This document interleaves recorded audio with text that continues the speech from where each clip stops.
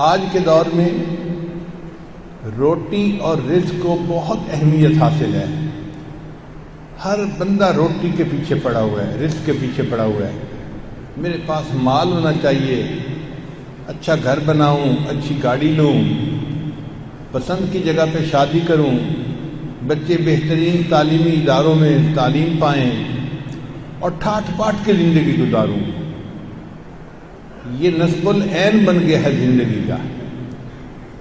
تاریخ میں روٹی کو کبھی اتنی اہمیت حاصل نہیں تھی جتنی آج ہو چکی ہے.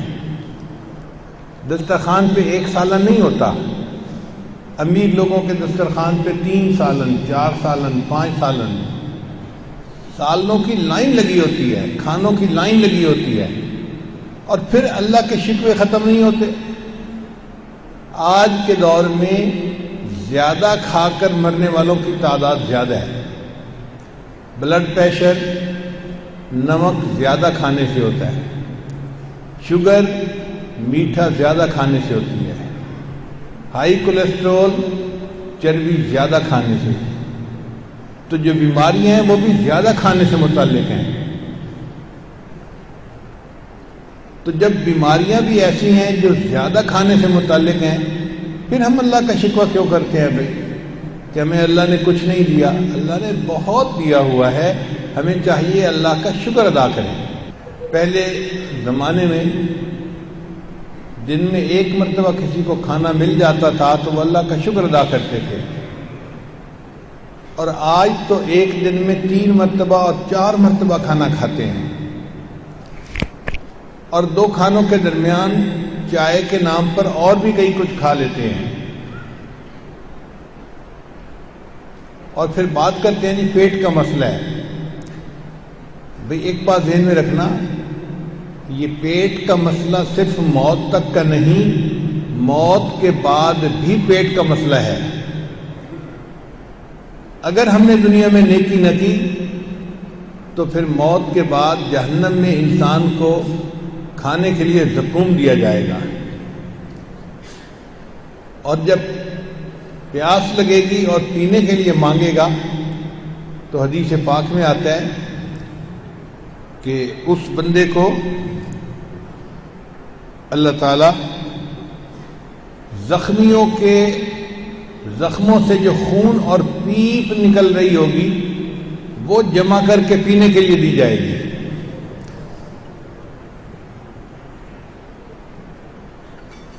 اس کو غسلین کہتے ہیں. اب آپ بتائیے، پیپ تو اتنی بدبودار ہوتی ہے کہ بندہ کسی کے زخم کی بدبو کو سونگھ نہیں سکتا. جب یہ پینے کو ملے گی تو آپ سوچیں کیا حال ہوگا. مگر پیاس اتنی ہوگی کہ وہ بندہ یہ پیپ پینے پہ مجبور ہو جائے گا. زقوم کا درخت کھائے گا اور وہ اس کے گلے میں اٹک جائے گا، کیونکہ وہ کانٹے والا ہوتا ہے، تو کانٹے دار چیز کھائیں تو گلے میں اٹک جائے گی. پھر غسلین پیے گا تو وہ اتنی گرم ہوگی کہ انسان کی پیٹ کی جو آنتیں ہیں وہ کٹ کے پاخانے کے راستے باہر نکل جائیں گی، اور انسان پھر ٹھیک ہو جائے گا. پھر دوبارہ اس کو بھوک لگے گی، پھر پیاس لگے گی، اور یہ سائیکل اس کو چلتا رہے گا.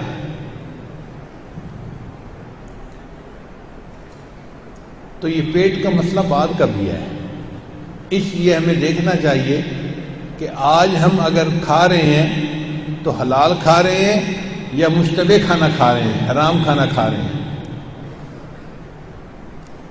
یہ بات ذہن میں رکھیے کہ سود سے انسان کے مال کی برکت ختم ہو جاتی ہے، اور زکوٰۃ پوری ادا کرنے سے انسان کے مال میں برکت شروع ہو جاتی ہے. ہم نے اپنی زندگی میں درجنوں لوگوں کو سود کے ذریعے ڈوبتا ہوا دیکھا ہے. فیکٹریاں تھی، کارخانے تھے، خوب پیسہ تھا، بینکوں کے مسئلے میں ایسے پڑے، ایک وقت آیا کہ سب کچھ ہی بک گیا. تو سود سے اللہ تعالیٰ مال کی برکت ختم کر دیتے ہیں، اور زکوٰۃ دینے والے کے مال میں اللہ تعالیٰ برکت ڈال دیتے ہیں. یہ برکت عجیب چیز ہے. آج ہم اللہ سے مال کی کثرت مانگتے ہیں کہ 1,00,000 روپے ہے تو 10 لاکھ ہو جائیں، اور 10 لاکھ ہیں تو 1 کروڑ ہو جائے، اور 1 کروڑ ہے تو 10 کروڑ ہو جائے، اور ارب ہو جائے، اور 500 کروڑ اور 900 کروڑ اور 1,000 کروڑ. کثرت کو دیکھتے ہیں، برکت نہیں مانگتے اللہ سے. حالانکہ اگر ہمارے رزق میں برکت ہو جائے تو ہماری ساری ضرورتیں پوری ہو جائیں. برکت کی مثال یوں سمجھیے کہ بکری عام طور پر یا 1 بچہ دیتی ہے یا 2 بچے دیتی ہے. عام طور پر 1 بچہ یا 2 بچے. مگر اللہ نے اس میں برکت رکھی ہے. آپ دیکھیں گے کہ بکرے کٹتے بھی روزانہ ہیں، ہزاروں کی تعداد میں. پورا کا پورا شہر اپنے گھروں میں مٹن پکاتا ہے، تو بکرے ہی کٹتے ہیں نا جس کا گوشت کھایا جاتا ہے. شادی بیاہ پہ مٹن پکایا جاتا ہے، کوئی تقریب ہوتی ہے مٹن منایا جاتا ہے. پھر باربیکیو میں مٹن استعمال ہوتا ہے، اور کئی علاقوں میں تو پھر چپلی کباب میں بھی گوشت ہی استعمال ہوتا ہے. تو بکری 1 بچہ دیتی ہے یا 2 بچے دیتی ہے، مگر اللہ نے برکت ایسی رکھ دی کہ روزانہ ذبح ہونے کے باوجود آپ کو بکری کے ریوڑ نظر آتے ہیں. 300 بکریاں چل رہی ہیں، 500 بکریاں چل رہی ہیں، ایک بندہ ان کے پیچھے پھر رہا ہوتا ہے اور 400-500 بکریاں چل رہی ہوتی ہیں. ایسا کیوں ہے؟ اللہ نے اس میں برکت رکھ دی ہے. اس کے بالمقابل کتیا جب بچے دیتی ہے تو 5-7 بچے کم از کم دیتی ہے. اس لیے کتیا کے تھن بھی بہت زیادہ ہوتے ہیں کہ 7-8 بچے ایک وقت میں دودھ پی سکے. مگر اس میں برکت نہیں ہے. نتیجہ یہ کہ آپ نے کبھی کتوں کا ریوڑ نہیں دیکھا ہوگا. کتے ذبح بھی نہیں ہوتے، مگر برکت نہ ہونے کی وجہ سے کہیں کوئی ایک آدھ نظر آتا ہے، ورنہ ریوڑ نظر نہیں آتے. ریوڑ آپ کو ہمیشہ بکریوں کے نظر آئیں گے جس میں اللہ نے برکت رکھی ہوئی ہے. تو ہم اللہ سے اگر برکت مانگیں تو اللہ ہمیں ایسا رزق دے گا جو ہماری ضروریات کے لیے پورا ہو جائے گا. ہمیں کسی کی محتاجی نہیں محسوس ہوگی. ایک شخص جنید بغدادی رحمۃ اللہ کے پاس آیا، حضرت حج پہ جانے کا ارادہ ہے. انہوں نے فرمایا اچھا میں دعا کرتا ہوں اللہ تیرے حج کے سفر کو آسان کر دے، اور یہ میری طرف سے ایک چونی لے لو، ضرورت پڑے تو خرچ کر لینا. وہ بڑا خوش ہو گیا کہ چونی مل گئی.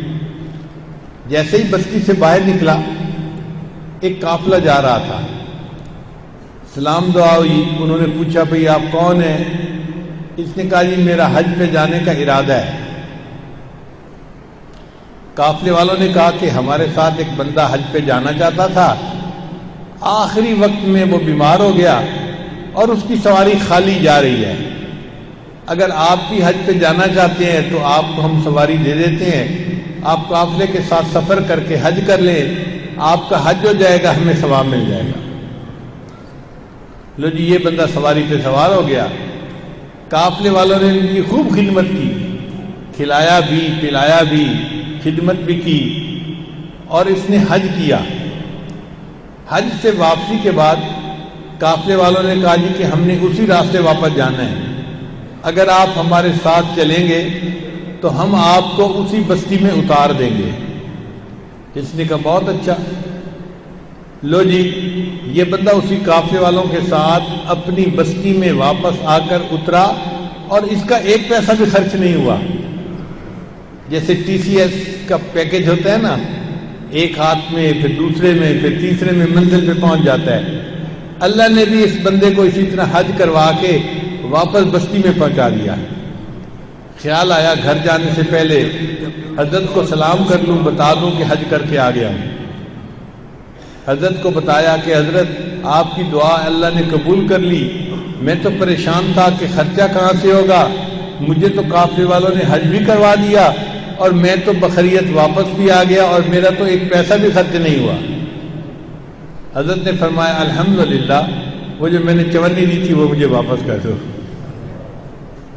تو اللہ والوں کی چونی بھی خرچ نہیں ہوتی، اللہ برکت ایسی ڈال دیتے ہیں، جو ان کے پاس ہوتا ہے وہ ان کی ضروریات کے لیے پورا ہو جاتا ہے۔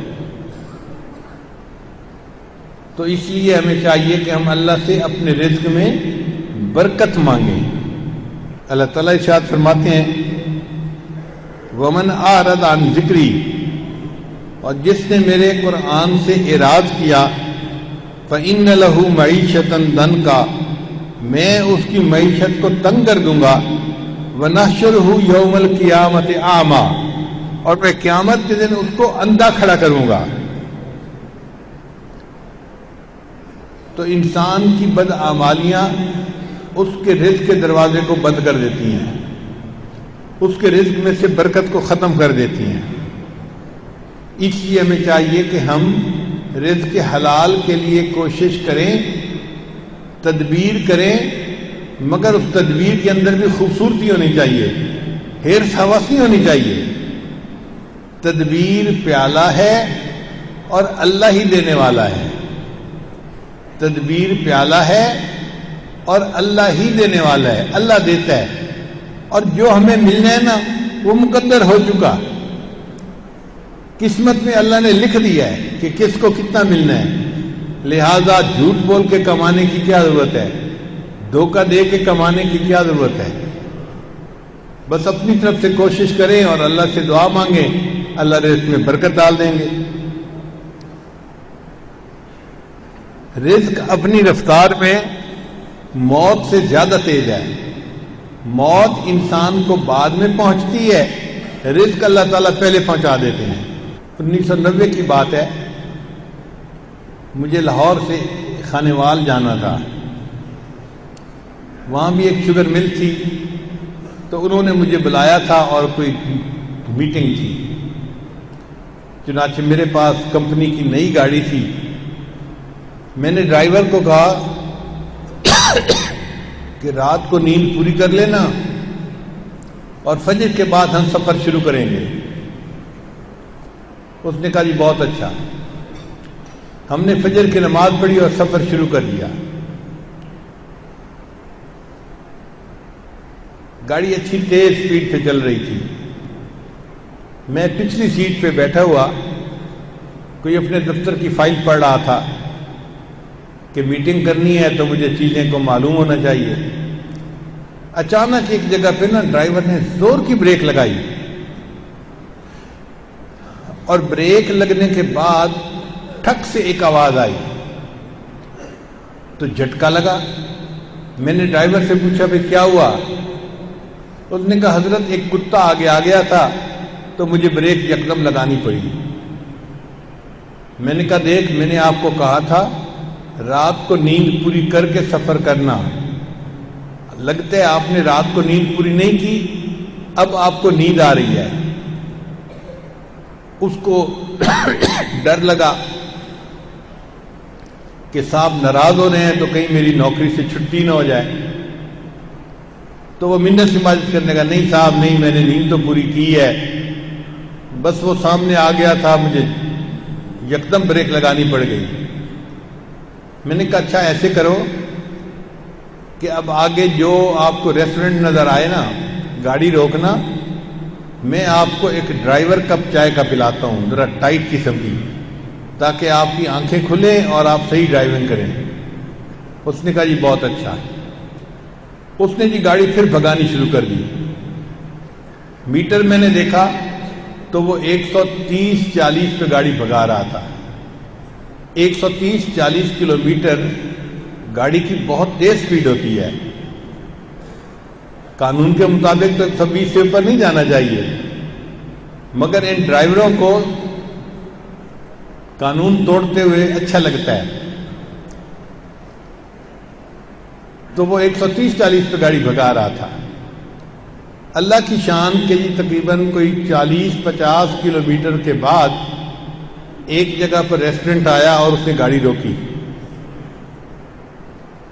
میں نے سوچا کہ پیچھے جہاں بریک لگائی تھی اس نے تو وہاں پر ایک جھٹکا لگا تھا، آواز آئی تھی کسی چیز کے ٹکرانے کی، کیا پتہ کیا چیز ٹکرائی اور کتنا نقصان ہوا گاڑی کا، میں ذرا دیکھو تو صحیح۔ گاڑی چونکہ بالکل نئی تھی اور نئی گاڑی کو چھوٹی سی بھی کوئی خراش لگ جائے نا تو 10-20 ہزار اس پر لگ جاتے ہیں۔ تو میں گاڑی سے باہر نکلا، وہ ڈرائیور ابھی اپنی سیٹ پہ بیٹھا ہوا تھا، میں فرنٹ سائڈ کی طرف آیا یہ دیکھنے کے لیے کہ گاڑی کو کوئی ڈینٹ تو نہیں پڑا۔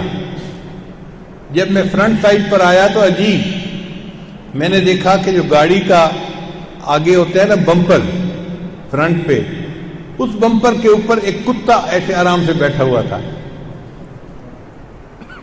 تب بات سمجھ میں آئی کہ کتا قریب آیا تو کتے نے چھلانگ لگائی اور ادھر سے ڈرائیور نے بریک لگائی تو کتا اچھل کے اس بمپر کے اوپر آ کے بیٹھ گیا، اور اس کے بعد گاڑی 130-40 کلومیٹر کی سپیڈ پہ تیز بھاگتی رہی اور کتا وہیں بیٹھا رہا۔ اب جب گاڑی بند ہوئی اور کتے نے دیکھا کہ بھئی کوئی بندہ قریب آ گیا ہے تو وہ بمپر سے نیچے اترا اور قریب ہڈیوں کا ڈھیر لگا ہوا تھا۔ جو ریسٹورنٹ پہ رات کے لوگوں نے کھانا کھایا تھا نا تو بچی ہڈیاں تھیں اور اس نے وہ ہڈیاں کھانی شروع کر دی۔ تب مجھے بات سمجھ میں آئی کہ اس کتے کا رزق 50 کلومیٹر دور تھا، یہ پیدل چل کے وہ رزق حاصل کر ہی نہیں سکتا تھا۔ اللہ نے سبب بنا دیا، اس کو گاڑی کے بمپر پر بٹھا کر 50 کلومیٹر کا سفر کروا دیا اور اس کو اس کا رزق دے دیا۔ ہمارے قریبی تعلق والے تھے، گھر تھا ان کا گجرانوالہ میں، مگر نوکری تھی ان کی کوئٹہ میں۔ اللہ کی شان دیکھیں، ان کا ایک بچہ تھا جس کی عمر تھی کوئی 5 سال۔ وہ بچہ چنے کھا رہا تھا۔ اب چنے کھانا کوئی مشکل کام تو نہیں، بچہ 1-2 چنے منہ میں ڈالے اور کھائے، مگر بچوں میں شرارت بھی ہوتی ہے۔ وہ بچہ ایک چنا ہوا میں اوپر اچھالتا اور پھر اپنے منہ سے اس کو کیچ کرتا۔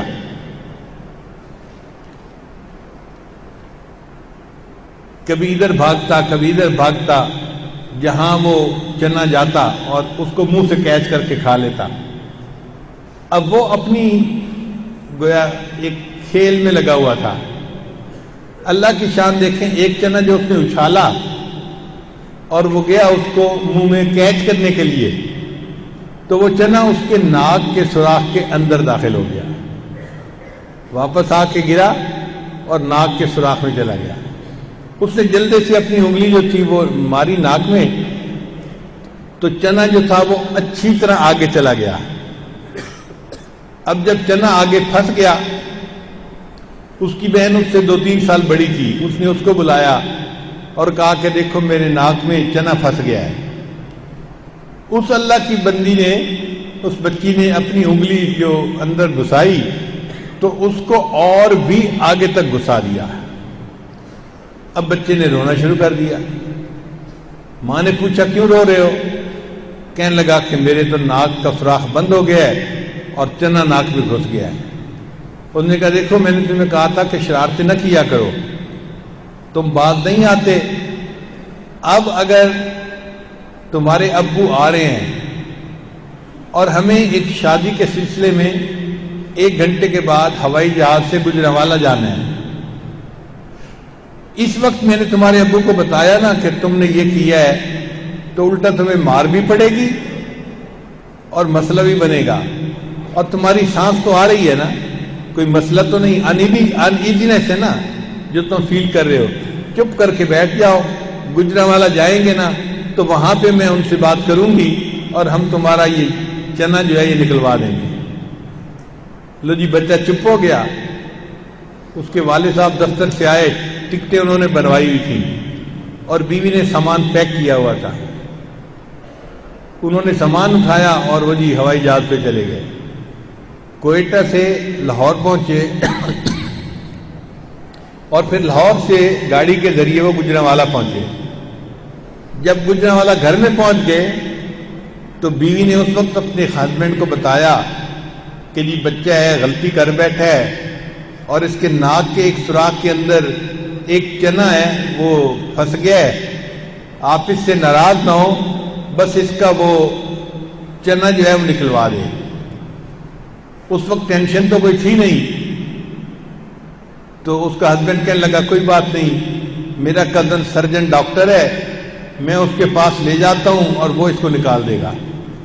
چنانچہ اس نے اپنے بیٹے کو ساتھ لیا اور 2 گھر کے فاصلے پہ اس کے کزن کا گھر تھا, ان کے یہاں گیا, دروازہ کھٹکھٹایا تو ڈاکٹر صاحب کی بیوی نے دروازہ کھولا, اندر بلایا, کیسے آنا ہوا؟ وہ جی بچے کے ناک کے سوراخ کے اندر چنا پھنس گیا ہے تو ہم نکلوانے کے لیے آئے ہیں. اس نے کہا جی ڈاکٹر صاحب تو نہا رہے ہیں, ان کو 15 منٹ اور لگ جائیں گے وہ باہر نکلتے ہوئے, تو آپ آئیں, میں آپ کے لیے چائے بناتی ہوں, آپ چائے پئیں.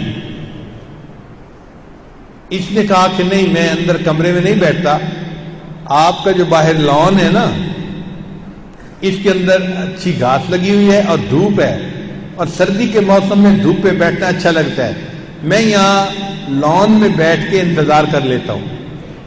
چنانچہ یہ باپ بیٹا لان میں کرسیاں پڑی تھیں اس پہ بیٹھ گئے اور ڈاکٹر صاحب کے آنے کا انتظار کرنے لگے.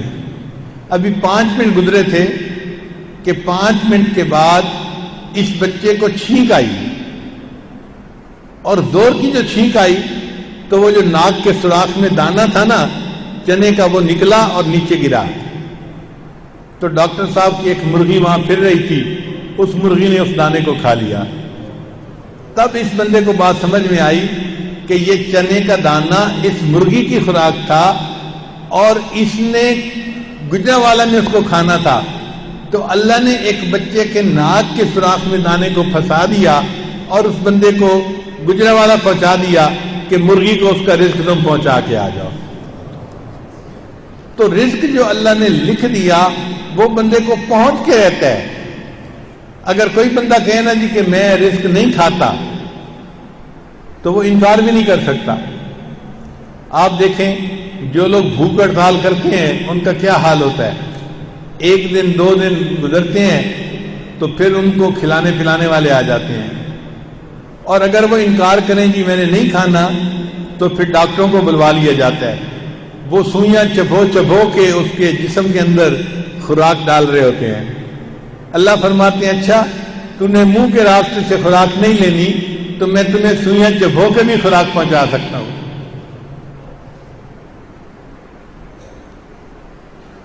ایک دیہاتی لڑکا تھا, اس نے جمعہ کی نماز پڑھی تو جمعہ کی نماز میں مولانا صاحب نے مسئلہ کیا کہ اللہ تعالیٰ رازق ہیں اور ہر بندے کو اس کا رزق پہنچا کے رہتے ہیں. تو دیہاتی لڑکے نے سوچا کہ میں نہیں کھاتا تو میں دیکھتا ہوں اللہ مجھے رزق کیسے پہنچاتے ہیں. لو جی اس نے رات کو روٹی نہیں کھائی, صبح ناشتے کا وقت ہوا تو ماں نے کہا بیٹا کھانا کھا لو, امی میں نے نہیں کھانا. تو ماں ہوتی ہے, اس نے منت سماجت کی بیٹا کھا لو کھا لو, وہ کہنے لگا نہیں میں نے نہیں کھانا. ماں نے جب زیادہ اصرار کیا تو وہ لڑکا گھر سے باہر نکل آیا کہ گھر میں تو امی مجھے مجبور کرے گی اور میں نے کھانا نہیں کھانا, میں دیکھتا ہوں اللہ مجھے کیسے کھلاتے ہیں. گھر کے سامنے درختوں کا ایک جھنڈ تھا, یعنی تھوڑی جگہ تھی جہاں بہت سارے درخت تھے. اس نے سوچا کہ میں جا کے اس درختوں کے جھنڈ کے اندر بیٹھ جاتا ہوں, نہ کوئی آئے گا نہ مجھے کھانے کو کہے گا, بس میں دیکھتا ہوں اللہ مجھے کھلاتے کیسے ہیں. تو ماں بیچاری اس نے پراٹھا بنایا اور جب کھانا بنا لیا تو وہ کھانا لے کے آئی اور گرم پراٹھا اس کے قریب لا کے رکھا, بیٹا کھانا کھا لو. امی میں نے کہا ہے کہ میں نے نہیں کھانا.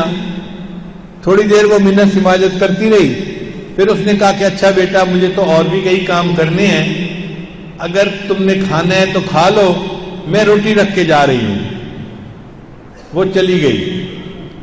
اب بھوک تو اس کو لگی ہوئی تھی، رات بھی نہیں کھانا کھایا تھا، اور اوپر سے پراٹھے کی خوشبو بھی آ رہی تھی، تو دل چاہ رہا تھا کہ میں پراٹھا کھاؤں۔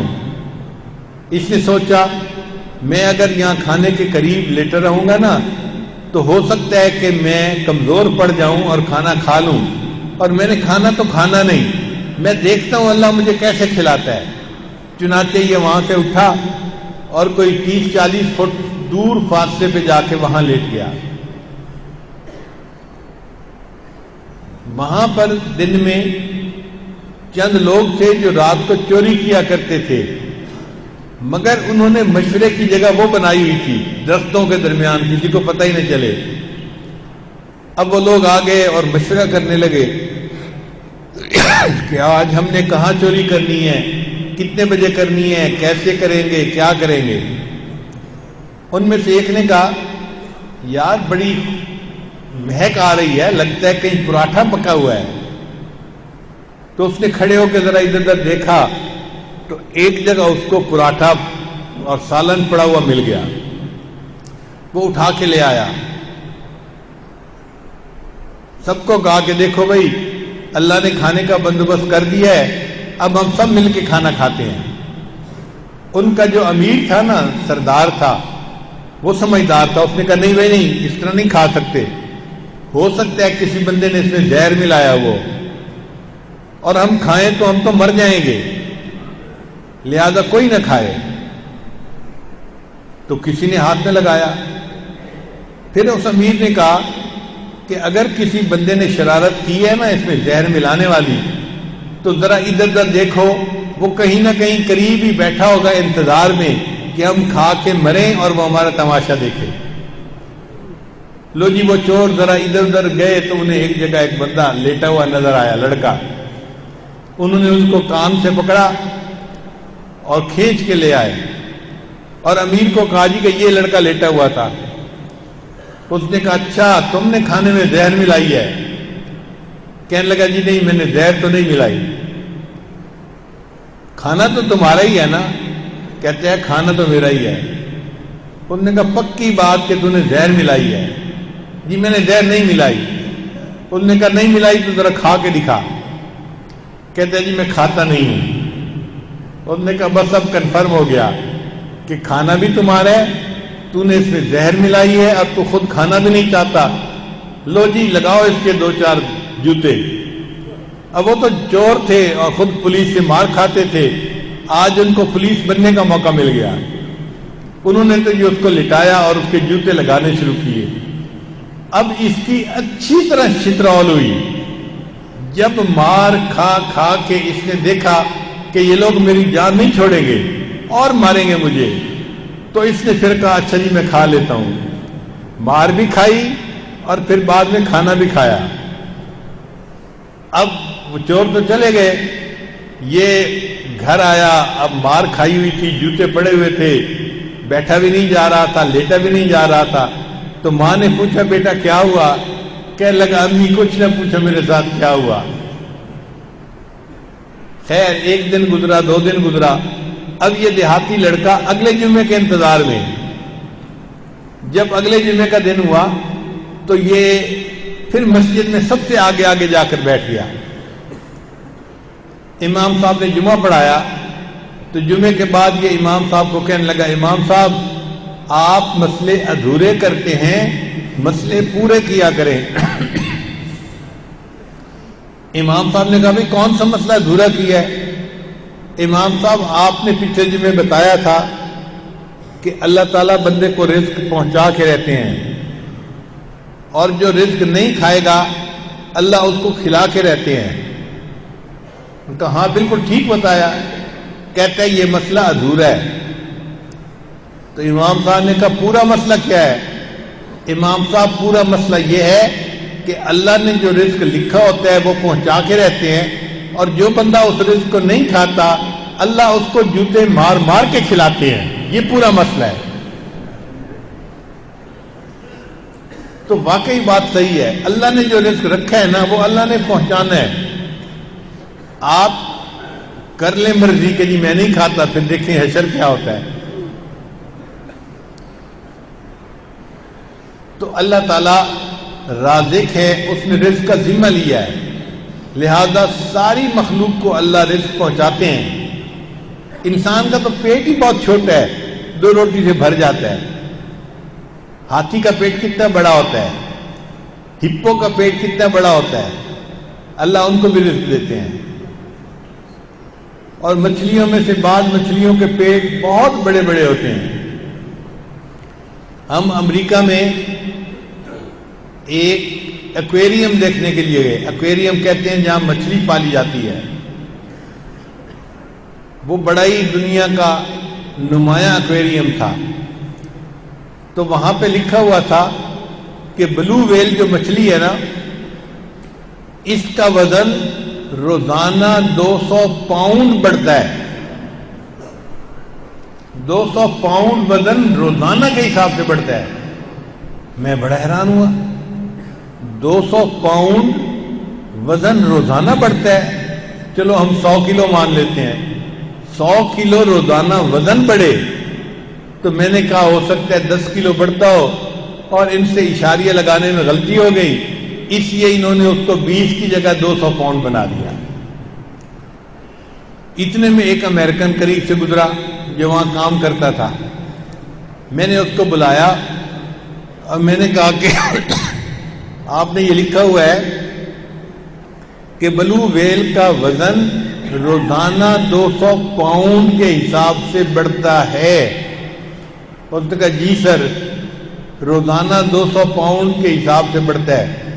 میں نے کہا ایسا تو نہیں کوئی اشاریہ لگانے میں غلطی ہو گئی ہو، کیونکہ 200 پاؤنڈ تو بہت ہوتا ہے۔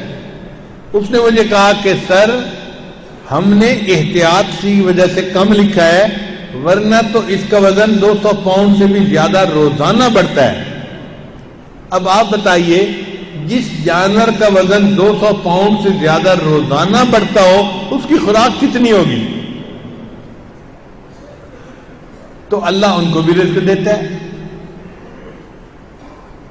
ہمیں بھی اللہ رزق دیتا ہے، مگر ہم بے صبرے بن جاتے ہیں، رزق کمانے کے لیے حرام کرتے ہیں، جھوٹ بولتے ہیں، دھوکہ دیتے ہیں اور معلوم نہیں کیا کیا کرتے ہیں۔ ملتا وہی ہے جو اللہ نے لکھا ہوتا ہے مقدر میں، مقدر سے زیادہ نہیں مل سکتا۔ تو اس لیے ہمیں چاہیے کہ اپنے رزق کے معاملے میں اللہ پہ بھروسہ رکھیں، اللہ تعالیٰ ہمیں رزق پہنچائے گا۔ خواجہ بازید بستامی رحمۃ اللہ نے ایک مسجد میں نماز پڑھی تو امام صاحب سے ان کا تعارف ہوا۔ اس نے پوچھا کون ہے، کہاں سے آئے ہیں، کیا مقصد ہے؟ آپ نے بتایا۔ اس دوران امام صاحب نے ایک سوال کیا کہ من این تأکل، آپ کھانا کیسے کھاتے ہیں؟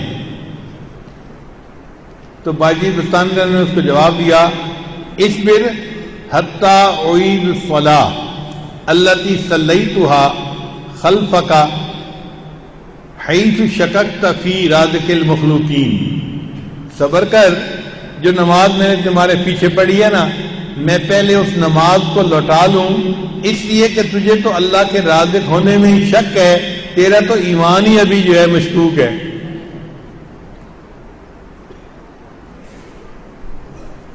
پھر اس مولانا صاحب سے پوچھا کہ بھئی آپ نے یہ سوال کیوں کیا؟ اس نے کہا جی کہ میرے 10 بچے ہیں اور ذریعہ آمدنی ہے نہیں، تو میں چونکہ تنگ ہوتا ہوں اس لیے میں نے پوچھا کہ آپ کھانا کیسے کھاتے ہیں۔ تو باجی بستانی رحمۃ نے فرمایا کہ اچھا تمہارے 10 بچے ہیں نا، تو جس کا رزق تمہارے ذمہ ہے اس کو گھر سے نکال دو، اور جس کا رزق اللہ کے ذمہ ہے اس کو گھر میں رہنے دو۔ تو پھر اس کو محسوس ہوا امام صاحب کو کہ بھئی واقعی مجھے تو اللہ کے رازق ہونے میں شک تھا، میرا یقین کامل نہیں تھا، اس لیے میں نے ایسا سوال پوچھا۔ اگر یقین کامل ہوتا تو اللہ رزق پہنچانے والا ہے۔ چنانچہ باجی بستانی نے اس کو جواب دیا کہ بات سنو، اگر ساری مخلوق کو میرا کنبہ بنا دیا جائے، جتنے دنیا کے انسان ہیں ان سب کو میرا کنبہ بنا دیا جائے، اور زمین تانبے کی بنا دی جائے، اور زمین کے اوپر ایک فصل کا جو ہے نا وہ پودا نہ اگے، اور آسمان سے ایک قطرہ بارش نہ ہو، تو مجھے پھر بھی یقین ہے اللہ تعالیٰ میرے کنبے کو ضرور کھانا پہنچائیں گے۔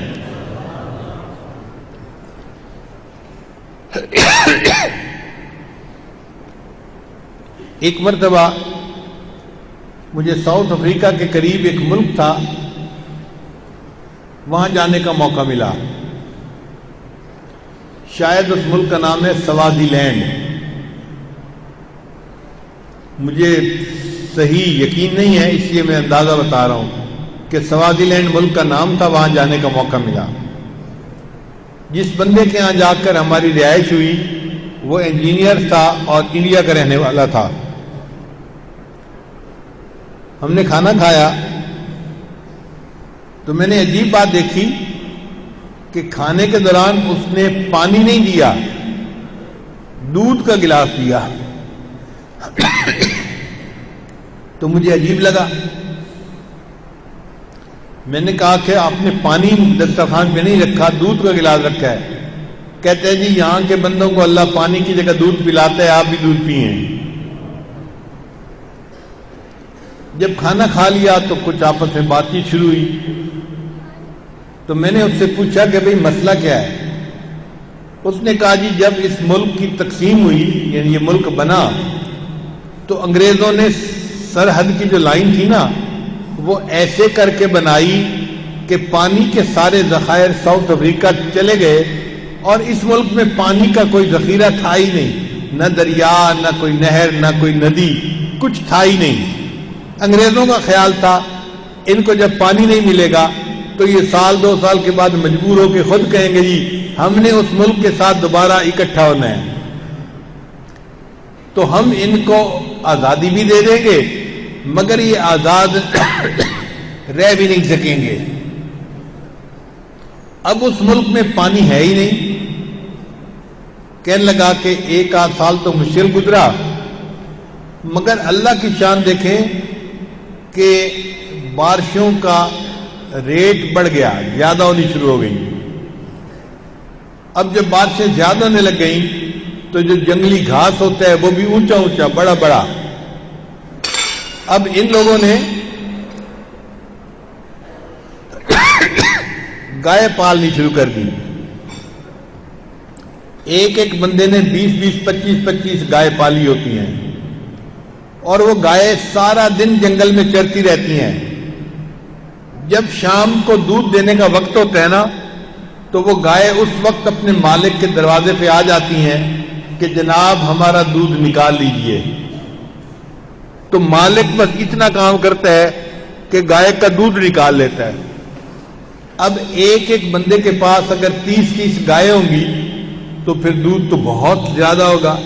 کہنے لگا اللہ نے دودھ اتنا کر دیا کہ ان لوگوں کو پانی کی ضرورت پڑتی ہے تو یہ مجبوراً اس کی جگہ دودھ پیتے ہیں۔ اللہ نے کہا تم میرے بندوں کا پانی بند کر رہے ہو نا، میں اپنے بندوں کو دودھ پلا کے زندہ کر دوں گا۔ پھر ملک کی جو معیشت تھی نا وہ بہت کمزور تھی۔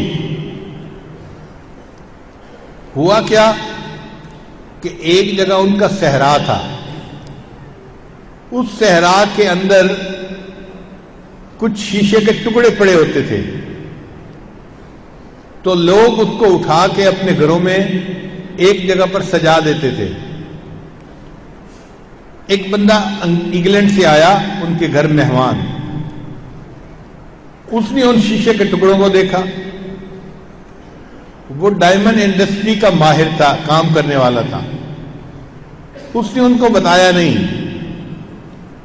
اس نے یہ کہا کہ بھئی اگر آپ اجازت دیں تو اس میں سے ایک شیشہ میں بھی لے لیتا ہوں۔ انہوں نے کہا جی سارے اٹھا کے لے جائیں۔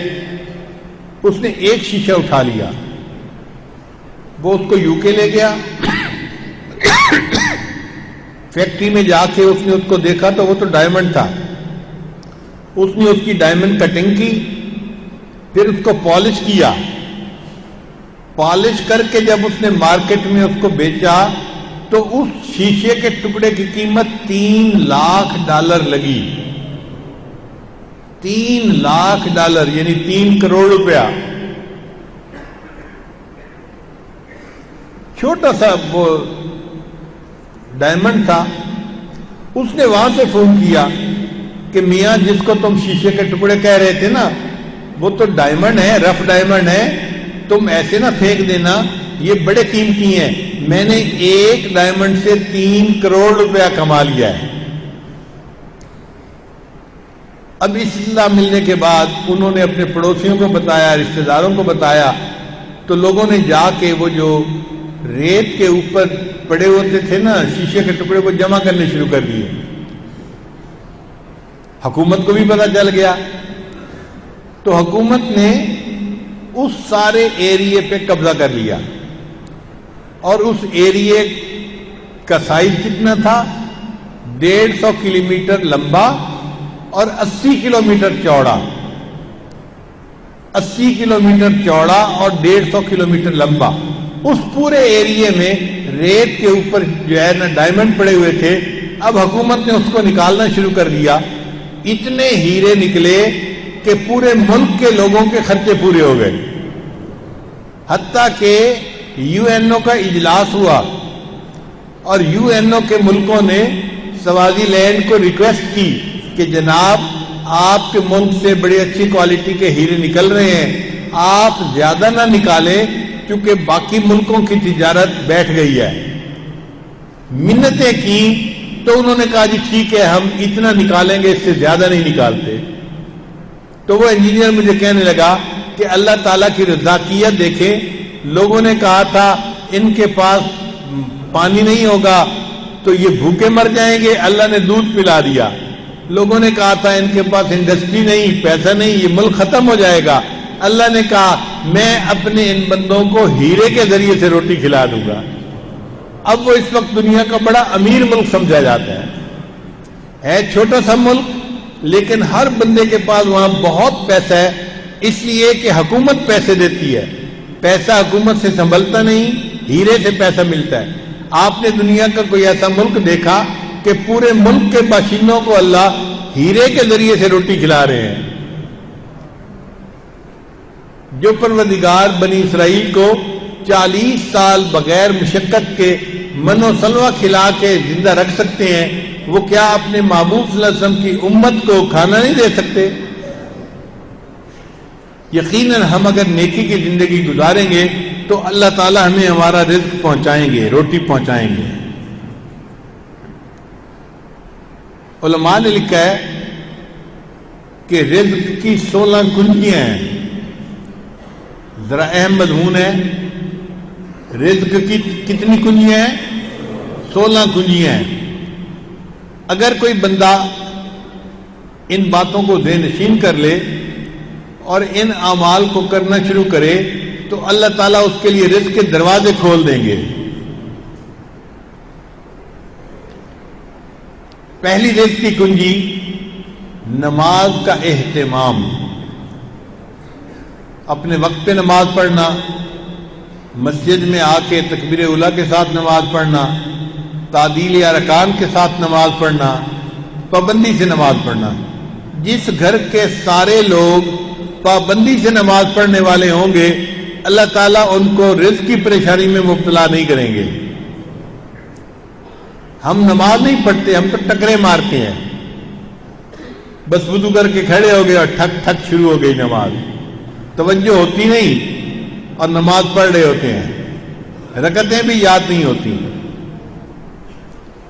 سنیے اللہ فرماتے ہیں وَأَمُرْ أَهْلَكَ بِالصَّلَاةِ وَاسْتَبِرْ عَلَيْهَا, اپنے اہل خانہ کو نماز کا حکم کیجیے.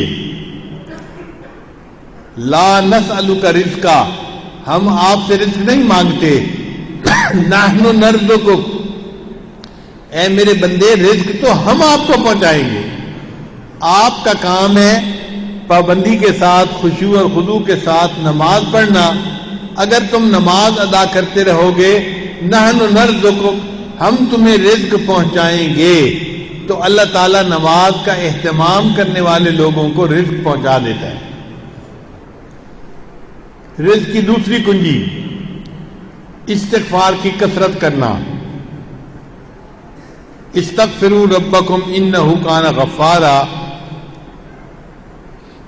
یرسل السماء علیکم مدرارا.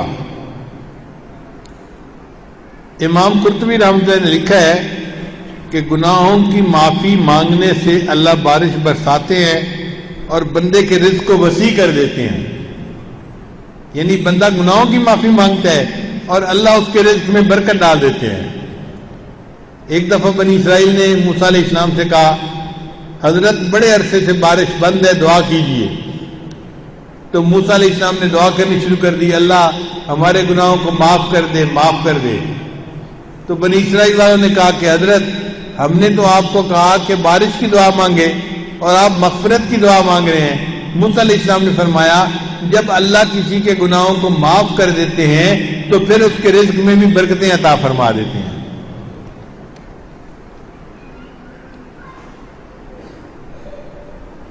حدیث مبارک ہے من اکثر من الاستغفار, جو بندہ استغفار کی کثرت کرتا ہے جعل اللہ لہ من کل ہم فرجا, اللہ تعالیٰ اس کو ہر پریشانی میں سے نجات عطا فرما دیتے ہیں.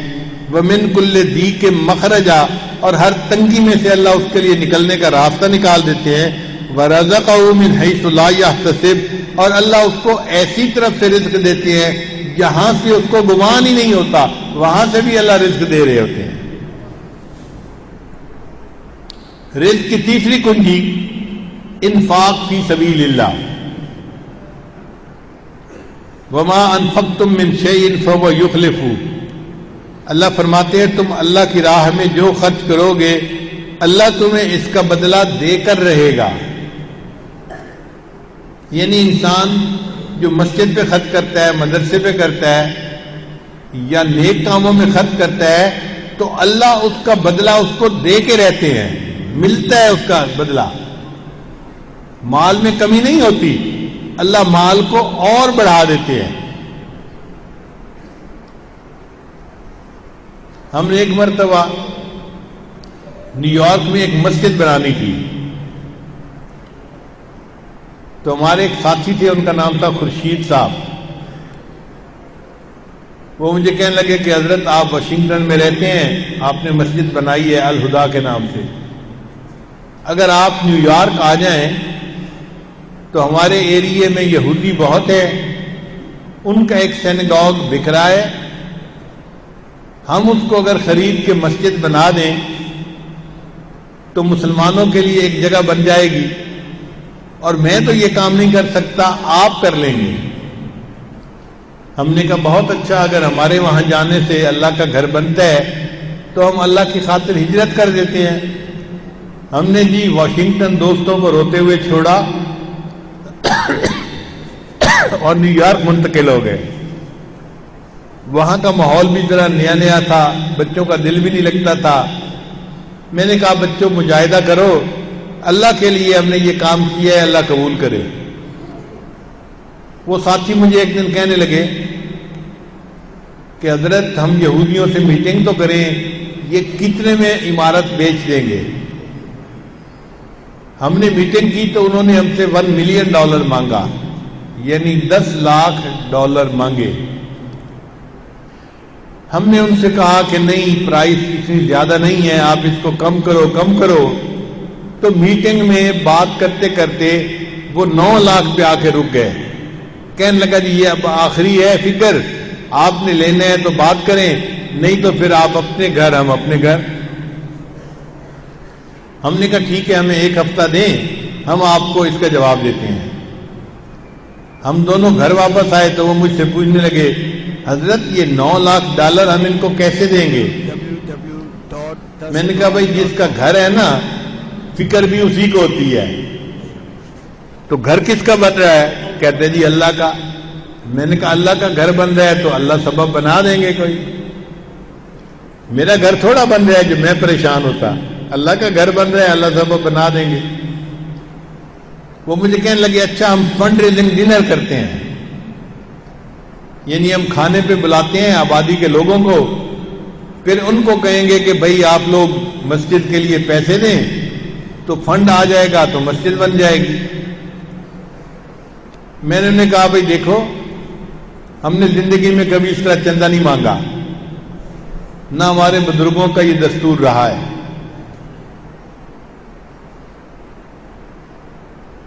آپ اگر کوشش کرو اور آپ اگر اللہ کا گھر خریدو تو یہ میں آپ کو گارنٹی دیتا ہوں کہ اللہ تعالیٰ آپ کو کم از کم 10 گنا واپس لوٹائیں گے، یعنی ایک کے بدلے 10 اللہ واپس کریں گے۔ مجھے کہتے ہیں حضرت آپ گارنٹی کرتے ہیں؟ میں نے کہا بھائی کاغذ پہ تحریر لکھو اور میرے ہاتھوں اور پاؤں کے انگوٹھے لگوا لو ابھی۔ یہ میں کم سے کم بتا رہا ہوں کہ ایک کے بدلے 10 ملیں گے، ورنہ تو اللہ تعالیٰ 70 بھی دیتے ہیں، 700 گنا بھی دیتے ہیں۔ واللہ یرزق لمن یشاء بغیر حساب، اللہ بغیر حساب عطا فرما۔ ان کو میری بات پہ یقین آ گیا۔ ان کا فارمیسی کا کاروبار تھا، 3-4 لاکھ ڈالر تو اس کے اپنے اکاؤنٹ میں تھے، اس نے وہاں سے نکال لیے۔ 2-3 لاکھ اس نے اپنی بیوی کے اکاؤنٹ سے لے لیے۔ پھر بچوں کے لیے لاکھ 2-2 لاکھ اس نے الگ رکھے ہوئے تھے، وہ بھی اس نے نکال لیے۔ کچھ اپنے والد کو اس نے بھیجے ہوئے تھے جو ان کے اکاؤنٹ میں پڑے ہوئے تھے، اس نے واپس منگا لیے۔ 9 لاکھ ڈالر اس بندے نے اکٹھے کر دیے۔ مجھے کہنے لگا جی پیسوں کا انتظام ہو گیا ہے۔ ہم نے کہا بہت اچھا، لو جی ہم نے اس کی پیمنٹ کر دی سینیگاگ کی، اور کاغذ ہمارے نام ہو گئے، رجسٹری ہمارے نام ہو گئی، اور ہم نے آ کے اس عمارت کو کھولا، اس کی صفائی کی اور اس میں نماز پڑھنی شروع کر دی۔ اب جب جمعہ ہم نے پڑھایا تو ارد گرد آبادی کے لوگ بڑے حیران، چندہ بھی نہیں ہوا اور یہ مسجد بھی کھل گئی۔ ہر بندہ پوچھے اس سے کہ یہ مسجد کیسے بنی، وہ سب کو میرے پاس بھیج دے کہ حضرت صاحب سے پوچھو کیسے بنی۔ اب جو بندہ مجھ سے پوچھنے آئے تو میں اس کو ایک ہی جواب دیتا تھا، بھئی بتاؤ یہ گھر کس کا ہے؟ جی گھر تو اللہ کا ہے۔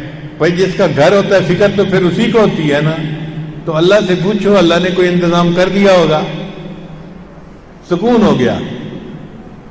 اب وہ جو بندہ تھا نا جس نے پیسے لگائے تھے میرے پاس آیا، مجھے کہنے لگا حضرت میں نے تو زندگی کے 30 سال میں جو کمایا تھا سب لگا دیا مسجد کے اوپر، اب میں کیا کروں؟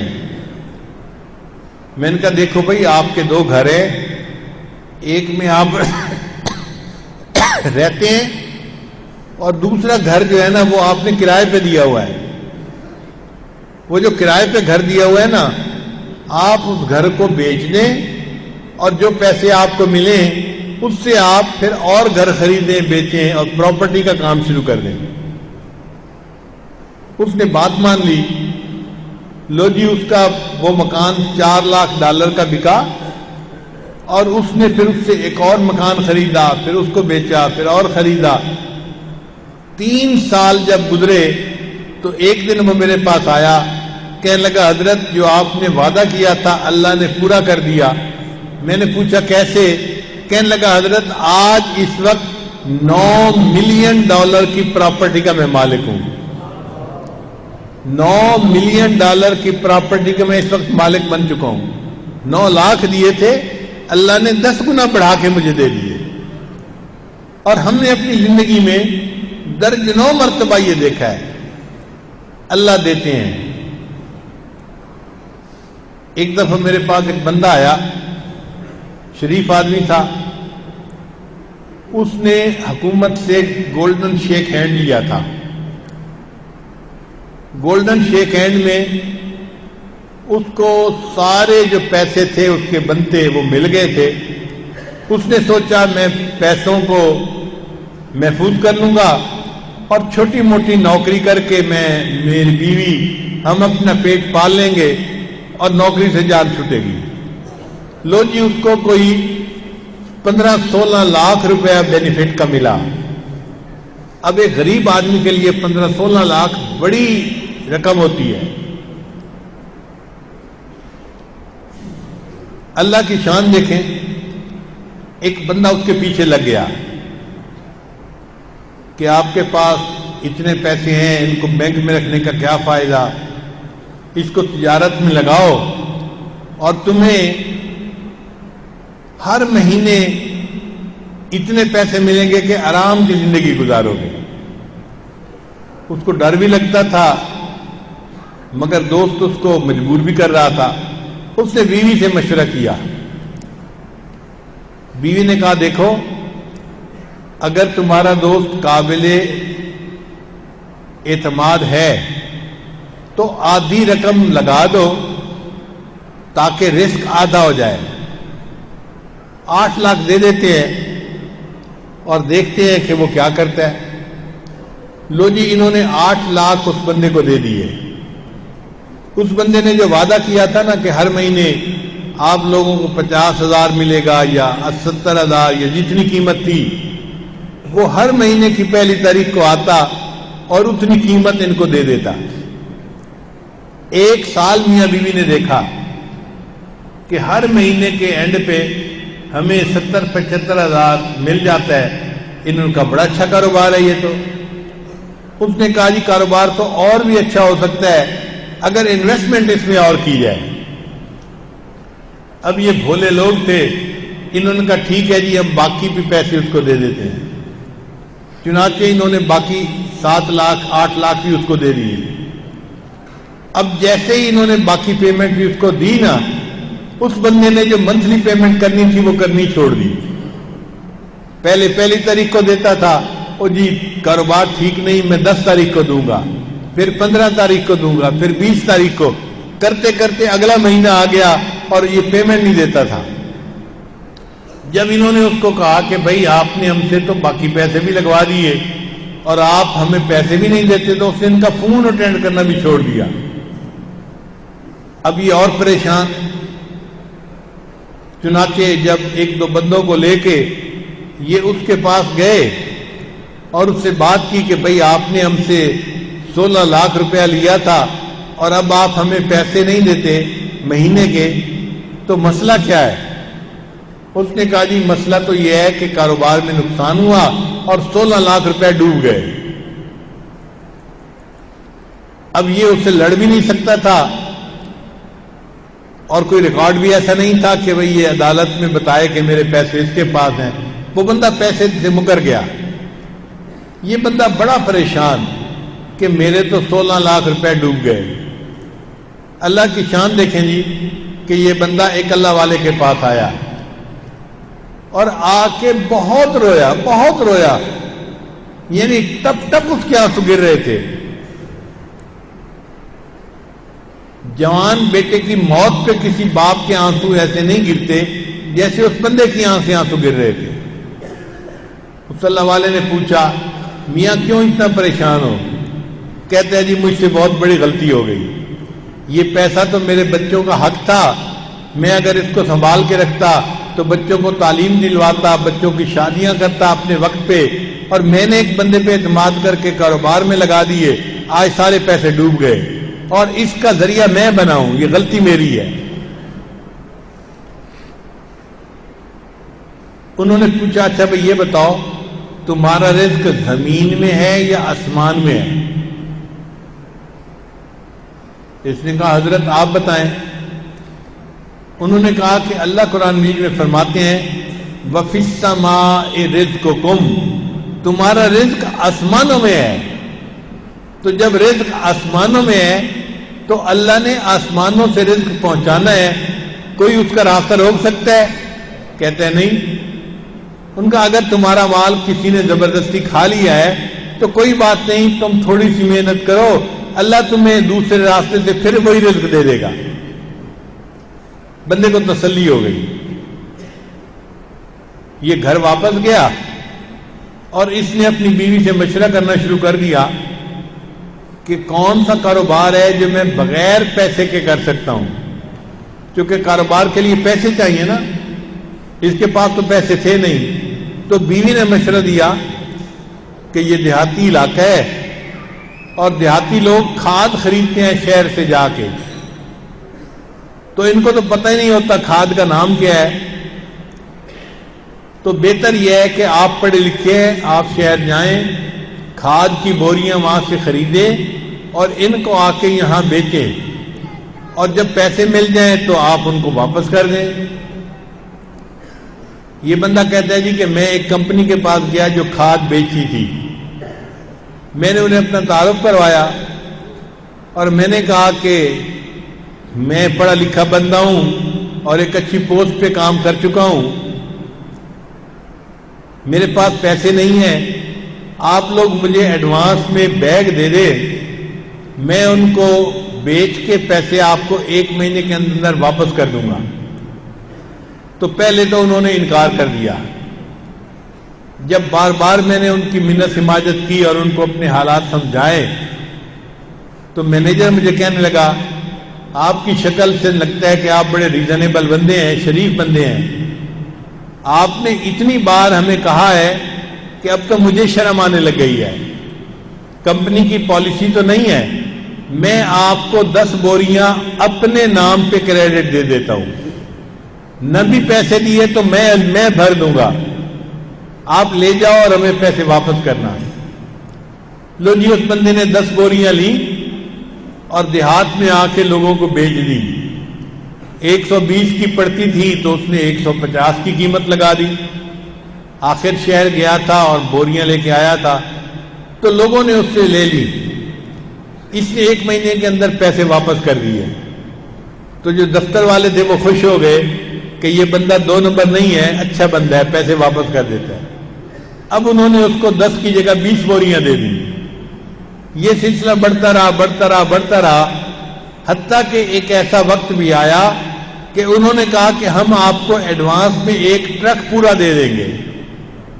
اس نے ٹرک بوریوں کا بھرا اور دیہات میں آ کے لوگوں کو کھاد بیچی اور پیسے ان کو واپس کر دیے۔ پھر 1 ٹرک کے بعد انہوں نے کہا جی ہم 2 ٹرک بھی دے دیں گے، 3 ٹرک بھی دے دیں گے۔ اس کو ٹرکوں کے ٹرک ایڈوانس ملنے شروع ہو گئے، مگر یہ ایمانداری کے ساتھ کھاد بیچتا اور پیسے اپنی ڈیٹ سے پہلے لوٹا دیتا۔ 5 سال اس کو اس طرح لگے۔ اسی معاد الفقیر میں یہ میرے پاس آیا اور مجھے آ کے کہنے لگا کہ حضرت میں نے اللہ توکل اپنا کام شروع کیا تھا، الحمدللہ آج مجھے اللہ نے 16 کروڑ روپے کا مالک بنا دیا۔ 16 لاکھ ڈوبے تھے، اللہ نے اس کو 16 کروڑ کا مالک بنا دیا۔ 10 گنا تو اللہ لوٹاتے ہیں، ہم نے اپنی زندگی میں درجنوں دفعہ دیکھا ہے، 2-4 دفعہ کی بات نہیں، درجنوں دفعہ دیکھا ہے۔ چند دن پہلے میرے پاس ایک مہمان صاحب آئے، ان پڑھ بندہ تھا، بالکل پڑھا ہوا نہیں تھا مگر کروڑوں پتی بندہ۔ بیعت ہونے کے لیے آئے، میں نے اس سے پوچھا کہ بتائیں آپ کا کام کاروبار کیسے ہے؟ کہنے لگا حضرت آپ تو میرے پیر ہیں، آپ کو تو مجھے پوری بات صحیح بتانی ہے۔ ایک کاروباری بندہ تھا، اس نے میرے 3 کروڑ روپے کھا لیے۔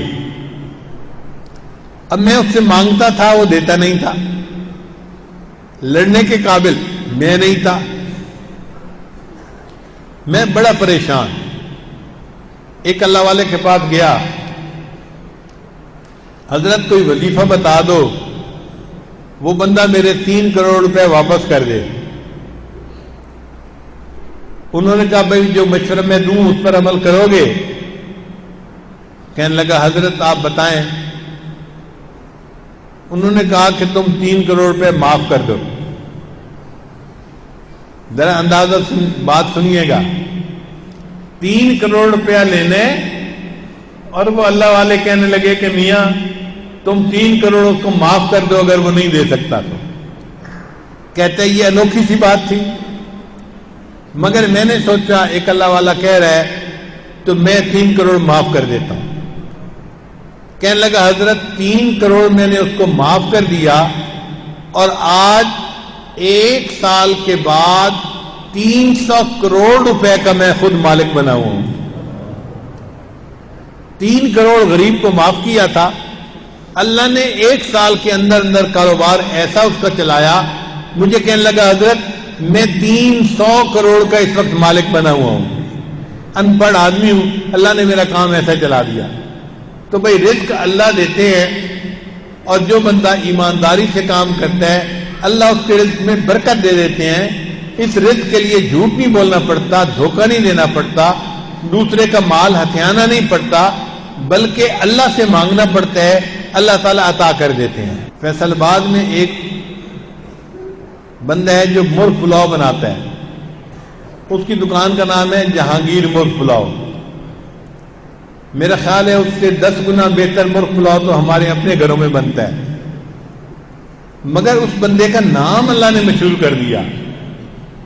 لہذا جو بندہ فیصل آباد جاتا ہے نا تو بیوی کہتی ہے اچھا جا رہے ہو تو پھر مرغ پلاؤ کھا کے آنا اور واپسی پہ ہمارے لیے بھی لے کے آنا. اس بندے کا مرغ پلاؤ اتنا بنتا ہے کہ اس کا ریسٹورینٹ جو ہے وہ تقریباً 4 یا 5 منزلہ ہے. اس میں کوئی 2000 سے زیادہ کرسیاں لگتی ہوں گی اور شام کو سارا بھرا ہوتا ہے اس کا ریسٹورینٹ. پھر اس کے ریسٹورینٹ کے سامنے جو سڑک ہے نا وہ بہت بڑی ہے، کھلی سڑک ہے، اور جو فٹ پاتھ ہے وہ بھی بہت کھلا ہے. تو ایک صاحب مجھے کہنے لگے کہ حضرت تقریباً 300 سے 400 کرسیاں تو اس نے فٹ پاتھ پہ لگائی ہوتی ہیں، وہ بھی بھری ہوئی ہوتی ہیں.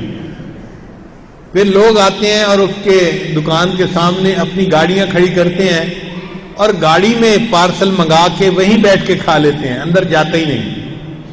تو 400-500 بندے تو گاڑیوں میں بیٹھ کے کھاتے ہوں گے. تو 400-500 بندے گاڑیوں میں بیٹھ کے کھاتے ہیں، 300 بندے فٹ پاتھ پہ بیٹھ کے کھاتے ہیں، اور 2-3 ہزار بندے اندر بیٹھ کے کھانا کھاتے ہیں. میں نے کہا پھر؟ کہنے لگا کہ مجھے ایک دن خیال آیا کہ میں اس سے پوچھوں تو صحیح کہ روزانہ دیگیں کتنی لگتی ہیں. کہتے ہیں میں نے ان کے کوک کو بلایا اور میں نے کہا مجھے سچ بات بتانا روزانہ کتنی دیگیں مرغ پلاؤ کی بکتی ہیں؟ اس نے کہا جناب 300 دیگیں روز بکتی ہیں. تو میں نے اس کوک سے پوچھا کہ سچ سچ بتاؤ ایک دیگ میں کتنے پیسے بچتے ہوں گے؟ اس نے کہا جی میں سچ بات بتاؤں جھوٹ نہیں بولتا 1000 روپیہ ایک دیگ میں تو بچ ہی جاتا ہوگا. اب اگر 1000 روپیہ ایک دیگ میں بچتا ہے اور 300 دیگیں روز کی لگتی ہیں تو 3 لاکھ روپیہ روز کا بنا. آپ مجھے بتاؤ کوئی فیکٹری والا ایسا ہے جو کہے کہ جی 3 لاکھ روپیہ روز کا پروفٹ ہے اور اس کو اللہ تعالیٰ مرغ پلاؤ میں سے 3 لاکھ روز کا پروفٹ دے رہے ہیں؟ اگر کسی کو بتاؤ نا جی کاروبار کیا ہے جی اب مرغ پلاؤ بتاتے ہیں تو شرم آتی ہے، یہ بھی کوئی کام ہے؟ مگر اللہ نے اس کو کروڑوں پتی بنا دیا. ہم ایک دفعہ کراچی میں تھے تو ایک صاحب مجھے کہنے لگے حضرت کل فجر کے وقت ہم جائیں گے سمندر کے کنارے، بڑا ٹھنڈا وقت ہوتا ہے، ہوا چلتی ہے، مزہ آتا ہے، اور وہاں پہ ہم فجر کی نماز پڑھیں گے اور پھر ہم وہاں پہ بیٹھ کے مراقبہ بھی کریں گے. میں نے کہا بھائی مجھے تو ایسے گھومنے پھرنے کی عادت نہیں ہے، کیا ضرورت ہے وہاں جانے کی؟ اس نے کہا حضرت عورتوں کا تو اس وقت نام نشان نہیں ہوتا، بندے بھی نہیں ہوتے وہاں، تو بس ٹھنڈی ہوا ہوتی ہے اور اس میں جب بیٹھ کے مراقبہ کرتے ہیں تو بڑا دل لگتا ہے، اور پھر سمندر کی لہروں کا جو شور ہوتا ہے نا وہ اور مزہ کرتا ہے. اگر آپ ایک دفعہ مراقبہ کر لیں تو آپ ہمیں کہیں گے میں نے روزانہ فجر وہیں جا کے مراقبہ کرنا ہے. اب اس نے رشوت ہی ایسی دی کہ میرا دل کر پڑا بھائی ٹھیک ہے اگر اللہ کی یاد اتنے اچھے طریقے سے کر سکتے ہیں تو ہم جائیں گے. میں نے کہا ٹھیک ہے کل مجھے آپ لے جانا اس جگہ پہ. لو جی وہ بندہ گاڑی لے کے آ گیا اور ہمیں بٹھا کے چلا بہادر آباد سے. صدر کراچی کے اندر سے وہ گزر رہا تھا، مجھے کہتے ہیں حضرت میں آپ کو ایک تماشا دکھاؤں. میں نے کہا خدا کا خوف کرو، صبح صبح کا وقت ہے، اس وقت کیا تماشا دکھانا ہے؟ تو اس نے گاڑی کو موڑا اور ساتھ والے بازار میں میں نے دیکھا کوئی 300 کے قریب پٹھان ایک لائن سیدھی لگا کے کھڑے ہوئے تھے. پہلے تو میں سمجھا کہ یہاں کوئی امریکن ایمبیسی ہے، کیونکہ ہم پاکستانی ویسے تو لائن بنانے کے عادی نہیں ہیں. کوئی ایسا ہی ملک ہوگا کہ جس کے قریب ان کو ڈر ہو اور یہ آرام سے لائن بنا کے کھڑے ہو کہ کہیں ہمیں نکال ہی نہ دیں. تو میں نے کہا کوئی ایمبیسی ہے؟ کہتے ہیں نہیں جی. اس نے قریب جا کے بریک لگائی تو میں نے دیکھا وہ ایک لسی کی دکان تھی. نام تھا اس کا فرزند علی کلفی. دکان کا نام تھا فرزند علی کلفی، اور اس پہ صبح صبح وہ لسی بیچتے تھے. اب گاڑی میں بیٹھ کے میں اندر دیکھ رہا ہوں تو اندر انہوں نے اسٹین لیس اسٹیل کا ایک ٹینک بنایا ہوا ہے، اور ایک بندہ یہ جو دہی کے کنڈے ہوتے ہیں نا، پراتے کنڈے، وہ اس کے اندر ڈال رہا ہے. 1 2 3 بس وہ گنتی گن رہا ہے. لو جی اس نے کہیں 30-40 کنڈے ڈالے اور پھر اس نے اونچا کہا اور جی دہی پوری ہو گئی. پھر ایک دوسرا لڑکا آیا، اس نے کوئی چینی کی 1-2 بوریاں تھیں وہ اٹھائیں اور اس نے اس ٹینک کے اندر چینی کی بوریاں بھی ڈال دی. پھر اس نے آواز لگائی چینی بھی پوری ہو گئی. پھر ایک تیسرا لڑکا آیا، اس کے پاس پائپ تھا پانی والا، اس نے پانی بھرنا شروع کیا اور ایک خاص لیول تک اس میں پانی بھر دیا. پھر اس نے کہا جی پانی بھی پورا ہو گیا. جب سب نے کہا نا کہ دہی بھی پوری ہو گئی، چینی بھی پوری ہو گئی، پانی بھی پورا ہو گیا، تو ایک بندہ کھڑا تھا، اس نے موٹر کا بٹن دبایا جو اسٹیئر لگا ہوا تھا اس کے اوپر. موٹر چلنی شروع ہو گئی جی. 5 منٹ موٹر چلتی رہی اور 5 منٹ کے بعد اس نے کہا جی کہ دہی لسی بن گئی.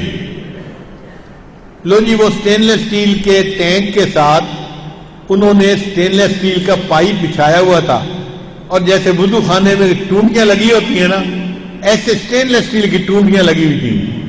اور وہاں پر کوئی 20-25 لڑکے کھڑے تھے، صاف ستھرے لباس ان کے، اور وہ ایک ایک گلاس اٹھاتے تھے اور لسی کا بھر کے وہ لائن والے ایک بندے کو دیتے تھے، پیسے لے لیتے تھے.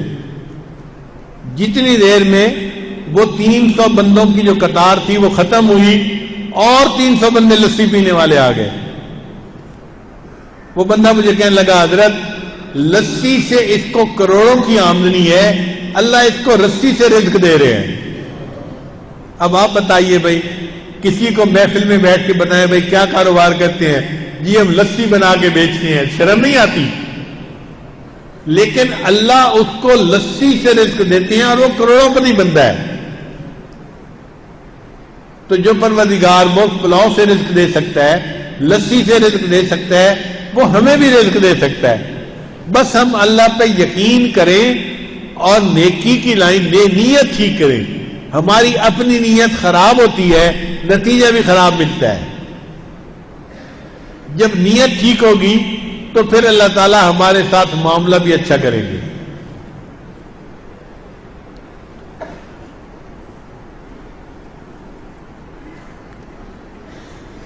تو نماز کی تیسری کنجی انفاق فی سبیل اللہ، کہ جو اللہ کے راستے میں خرچ کرتا ہے اللہ تعالیٰ اس کو کئی گنا اس کا رزق واپس لوٹا دیتے ہیں.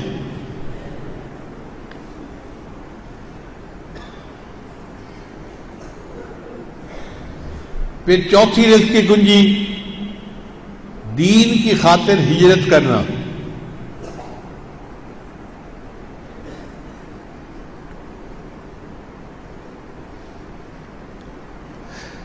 اللہ فرماتے ہیں وَمَن يُهَاجِرْ فِي سَبِيلِ اللَّهِ يَجِدْ فِي الْأَرْضِ مُرَاغَمًا كَثِيرًا وَسَعًا، کہ جو اللہ کے راستے میں ہجرت کرتا ہے اللہ تعالیٰ اس کو جائے پناہ بھی دیتا ہے اور کثرت سے رزق بھی دے دیتا ہے. چنانچہ کچھ لوگ سعودی عرب چلے جاتے ہیں، کچھ دبئی چلے جاتے ہیں، کچھ کراچی چلے جاتے ہیں، اور جن کی نیت ٹھیک ہوتی ہے اللہ پھر ان کو خوب رزق دیتا ہے. چوتھی رزق کی کنجی تقوی، گناہوں سے بچنا۔ اللہ فرماتے ہیں وَلَوْ أَنَّ أَهْلَ الْقُرَىٰ آمَنُوا وَاتَّقَوْا، اگر بستی دیسوں والے تقوی کو اختیار کرتے، ایمان لاتے اور تقوی کو اختیار کرتے، لَفَتَحْنَا عَلَيْهِمْ بَرَكَاتٍ مِّنَ السَّمَاءِ، ہم آسمان سے برکتوں کے دروازے کھول دیتے۔ بے رزق ہمارا کہاں پہ ہے؟ آسمان میں، اور اللہ فرماتے ہیں ہم آسمان سے برکتوں کے دروازے کھول دیتے۔ تو تقوی کو اختیار کرنے سے اللہ تعالیٰ رزق کے دروازے کھول دیتے ہیں اور بندے کو اس کی امیدوں سے زیادہ رزق عطا فرمائے۔ آپ نے اپنی زندگی میں کسی متقی حافظ عالم کو بھوک پیاس سے ایڑیاں رگڑ کر مرتے ہوئے نہیں دیکھا ہوگا۔ کوئی اگر ایک مثال کسی کو معلوم ہے تو وہ بتائے، مجمع میں کھڑا ہو کے بتائے کہ یہ ایک آدم تھا جو متقی تھا، حافظ تھا یا عالم تھا، اور وہ بھوک پیاس سے ایڑیاں رگڑتے ہوئے مر گیا۔ ایک مثال آپ ایسی نہیں دے سکتے۔ اور دنیا کے پی ایچ ڈی ڈاکٹروں کو بھوک پیاس سے ایڑیاں رگڑتے مرتے ہوئے ہم نے خود دیکھا ہوا ہے۔ تو جو بندہ نیکی کی لائن اختیار کرتا ہے اللہ اس کو رزق کی کمی سے مرنے نہیں دیتے۔ پھر رزق کی پانچویں کنجی عبادت میں کثرت کرنا۔ حدیث مبارکہ ہے ابن آدم تفرغ لعبادتی، اے آدم کے بیٹے تو میری عبادت کے لیے اپنے آپ کو فارغ کر لے۔ املأ صدرک غنًا، میں تیرے سینے کو غنا سے بھر دوں گا، واسد فقرک، اور تیرے فقر کو میں بند کر دوں گا۔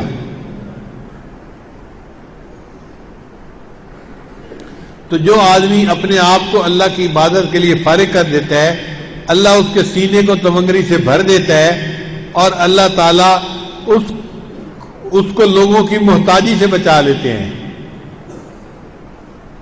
دیکھیں بھائی، ایک ہوتا ہے گھوڑا ریس کا مقابلہ جیتنے والا، جو ریس کا مقابلہ جیتنے والا گھوڑا ہو نا اس کو گدے گاڑی میں کوئی استعمال نہیں کرتا، اور یہ تو مقابلہ جیتنے والا گھوڑا ہے، اس کی تو شان ہی اور ہے۔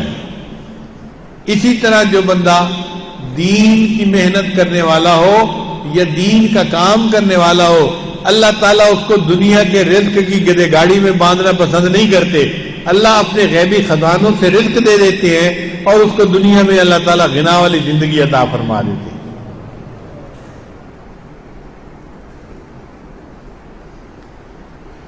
ہمارے ایک دوست بلال صاحب دبئی سے آئے ہوئے تھے، مجھے کہنے لگے حضرت میں نے گھوڑے کا ایک مقابلہ دیکھا، تو انہوں نے ایک ویڈیو بنائی ہوئی تھی، مجھے ویڈیو دکھائی تو ایک عربی نسل کا گھوڑا تھا جس نے ریس کا مقابلہ جیتا، اور اس کو ریس کا مقابلہ جیتنے پر 40 لاکھ درہم انعام ملا۔ اب آپ بتائیں جس گھوڑے کو مقابلہ جیتنے پر 40 لاکھ درہم انعام مل رہا ہو اس کی اپنی قیمت کتنی ہوگی؟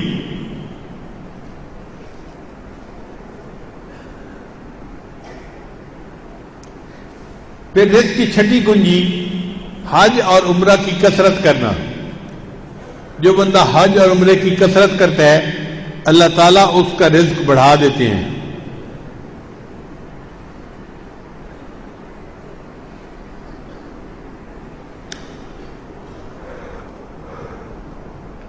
حدیث مبارکہ ہے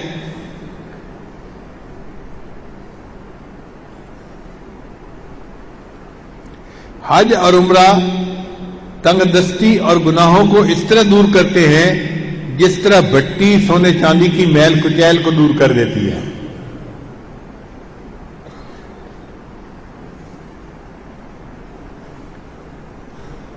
پھر رزق کی ساتویں کنجی صلہ رحمی۔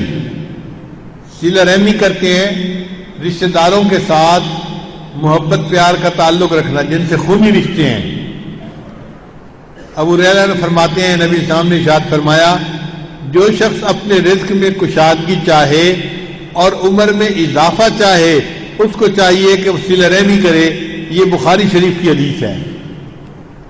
بخاری شریف کی روایت ہے، جو شخص اپنے رزق میں اور عمر میں اضافہ چاہے اس کو چاہیے کہ وہ صلہ رحمی کا خیال کرے، اپنے غریب رشتہ داروں کا خیال کرے، اللہ اس کی عمر میں اور اس کے رزق میں برکت عطا فرما دیں گے.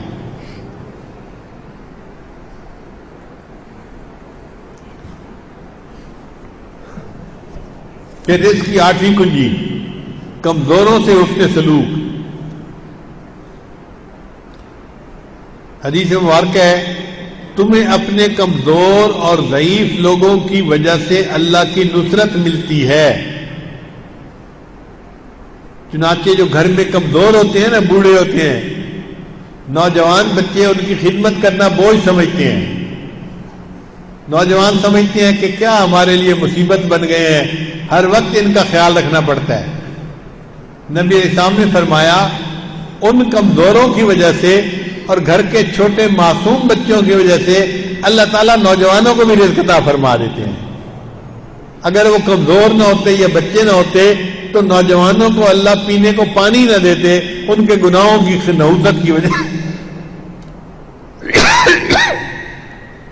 تو اس لیے نوجوانوں کو چاہیے کہ وہ یہ سمجھیں کہ ہم جو کھانا کھا رہے ہیں نا، تو گھر کے بوڑھوں اور ان معصوم بچوں کی وجہ سے کھانا کھا رہے ہیں.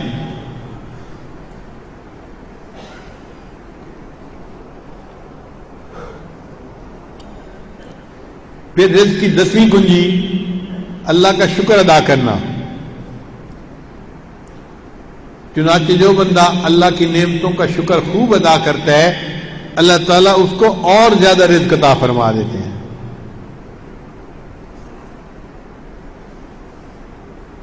اور رزق کی 11ویں کنجی، یہ بڑی مزے کی بات ہے. نوجوان توجہ کے ساتھ سنیں. جو بندہ اپنے گھر واپس جائے اور اپنے گھر والوں کو مسکرا کر سلام کرے، جو بندہ اپنے گھر واپس جائے اور گھر والوں کو دیکھ کر مسکرائے اور سلام کرے، اللہ اس بندے کے رزق میں برکت عطا فرما دیتے ہیں. اور یہ کام شیطان مشکل بنا دیتا ہے. اس لیے گھر جاتے ہیں تو شکل بنی ہوئی ہوتی ہے، گھر والوں کے ساتھ محبت پیار سے بات نہیں کرتے، غصے سے بات کرتے ہیں. شیطان جانتا ہے کہ اس سے برکت آئے گی، لہذا اس کے چہرے پہ مسکراہٹ آنے ہی نہیں دیتے. سیدہ صدیقہ عنہا فرماتی ہیں کہ نبی علیہ السلام جب بھی گھر میں تشریف لاتے تھے مسکراتے چہرے کے ساتھ آتے تھے اور ہمیشہ اہل خانہ کو سلام کیا کرتے تھے. آج گھر والوں کو سلام کرنا بھول جاتے ہیں، بیوی کو السلام علیکم نہیں کہتے.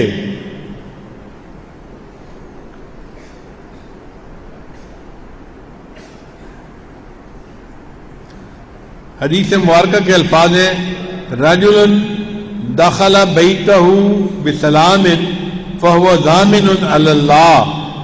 جو بندہ گھر میں داخل ہو مسکرا کر اپنی بیوی بچوں کو سلام کرے، اس کا رزق پہنچانا اللہ کے ذمے ہو جاتا ہے.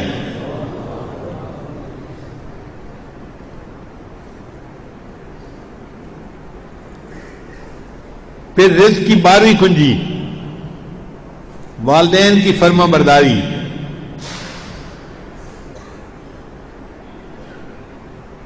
حدیث مبارکہ میں ہے کہ 5 چیزوں سے اللہ تعالیٰ رزق میں برکت دے دیتے ہیں.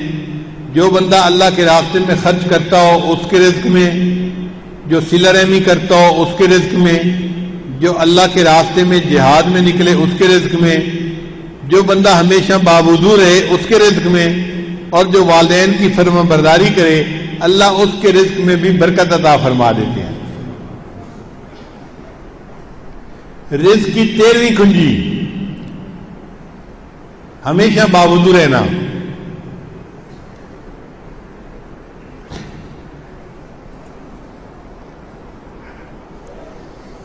چنانچہ ایک صحابی نے نبی علیہ السلام کی خدمت میں شکایت کی، اے اللہ کے حبیب صلی اللہ علیہ وسلم مجھے رزق کی بڑی تنگی ہے.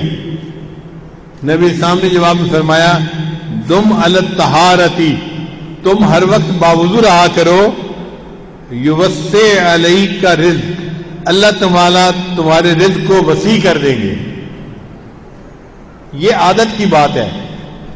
جیسے ہمیں بے وضو رہنے کی عادت ہے، آج نیت کرے کہ نہیں ہم ہر وقت باوضو رہیں گے، جب واش روم میں گئے تو وضو کر کے نکلیں، نماز کا ٹائم ہے یا نہیں بس باوضو ہو جائیں، پھر وضو ٹوٹے پھر وضو کر لیں، پھر وضو ٹوٹے پھر وضو کر لیں.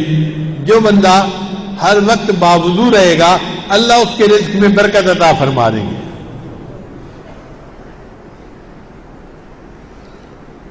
پھر رزق کی 14ویں کنجی چاشت کی نماز پڑھنا.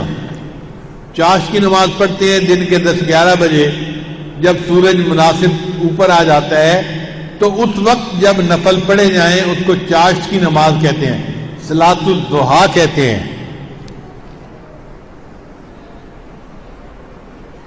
جو بندہ اس وقت نماز ادا کرتا ہے اللہ اس کے رزق میں برکت عطا فرما دیتے ہیں. اب مردوں کے لیے دفتروں میں چاشت کی نماز پڑھنی مشکل ہوتی ہے، تو ہمارے اکابر نے فرمایا کہ اس بندے کو چاہیے کہ وہ 2 رکعت اشراق کی نیت سے پڑھے گھر میں اور 2 رکعت چاشت کی نیت سے پڑھ لے تو اس کے چاشت کے نفل ہو جائیں گے، اللہ اس کو رزق میں برکت عطا فرما دیں گے. یہ کام تو سارے ہی کر سکتے ہیں نا.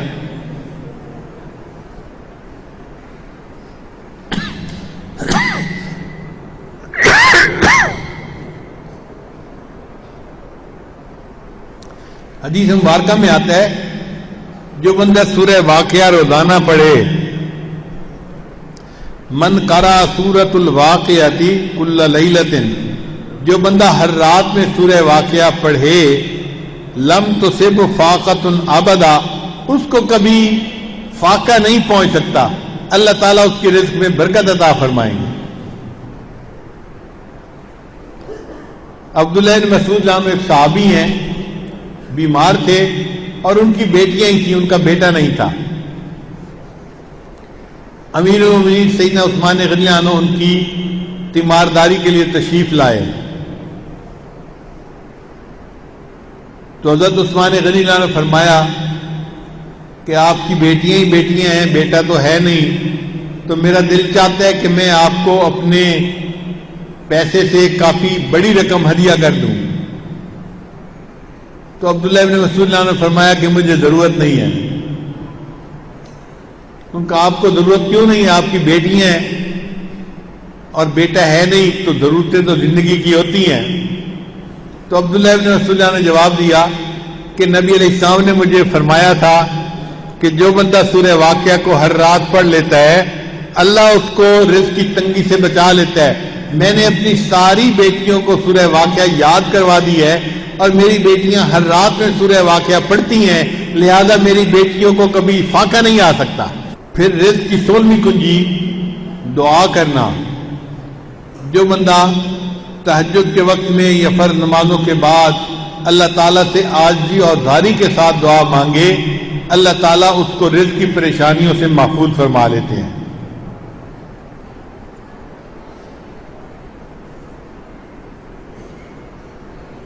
نبی علیہ السلام نے ایک صحابی کو یہ دعا سکھائی کہ تم گھر سے نکلتے ہوئے دعا مانگا کرو، بسم اللہ علی نفسی و مالی و دینی، اللہ مردنی لقضائک و بارک لی فیہا،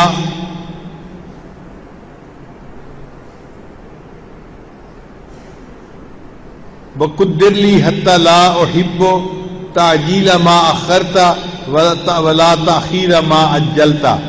تو جو بندہ یہ دعا پڑھ لے گا اللہ تعالیٰ اس کو رزق کی تنگی سے بچا لیں گے. تو آج کی رات کا مضمون تو ختم ہو گیا. اب تھوڑی بات اور بھی سن لیجئے کہ کچھ اسباب ہوتے ہیں تنگ دستی کے. عموماً ہمارے اندر وہ عادتیں ہوتی ہیں اور ہم کہتے ہیں جی کہ تنگ دستی بہت ہے. ہمیں چاہیے کہ جن چیزوں سے تنگ دستی ہوتی ہے ان اعمال کو چھوڑ دیں. پہلا عمل، کھڑے ہو کر جوتے پہن کر ننگے سر کھانا کھانا. آج کل شادیوں میں دعوتوں میں ایک عام سی بات ہے، جوتے پہنے ہوتے ہیں، ننگے سر ہوتے ہیں اور کھڑے ہو کے کھانا کھاتے ہیں. اس سے اللہ تعالیٰ رزق میں تنگی فرما دیتے ہیں. دوسری بات بیت الخلاء میں باتیں کرنا.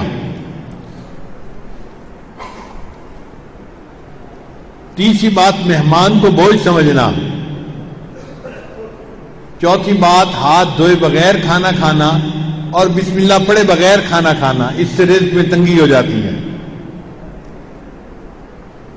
پھر پانچویں بات کھانا ختم ہو جائے تو کھانے کے برتن کو اچھی طرح صاف نہ کرنا. اس سے بھی رزق میں تنگی ہوتی ہے.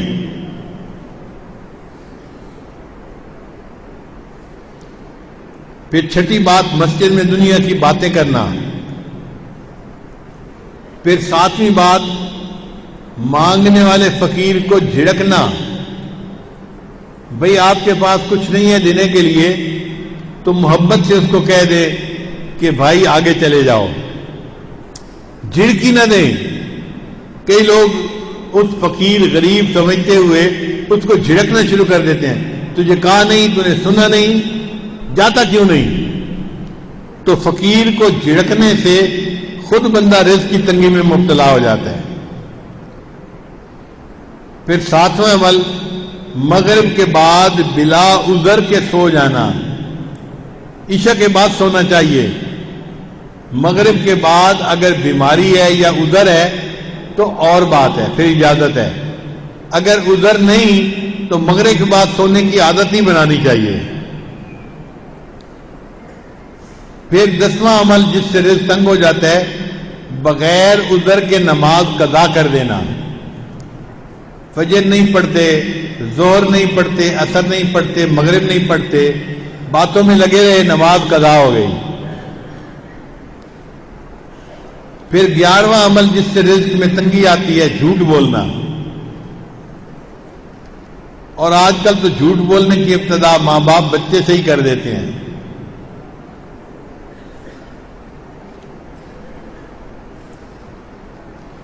پھر 12واں عمل جس سے رزق میں تنگی ہوتی ہے گانے بجانے میں دل لگانا. گانے پسند ہوتے ہیں تو آپ دیکھیں گاڑیوں میں ہر وقت ٹو ٹو ہوتی رہتی ہے، گانے لگے ہوئے ہوتے ہیں، میوزک لگی ہوتی ہے. پھر 13واں عمل جس سے رزق میں تنگی آتی ہے اولاد کو برا بھلا کہنا. کچھ جاہل ماں باپ کو اولاد کو گالیاں دینے میں مزہ آتا ہے. ماں ہے تو گالیاں دیتی ہے، باپ ہے تو گالیاں دیتا ہے. اولاد کو گالیاں دینے سے اللہ تعالیٰ بندے کو رزق کی تنگی میں مبتلا کر دیتے ہیں. اس لیے غصے میں بھی اولاد کو دعا دینی چاہیے.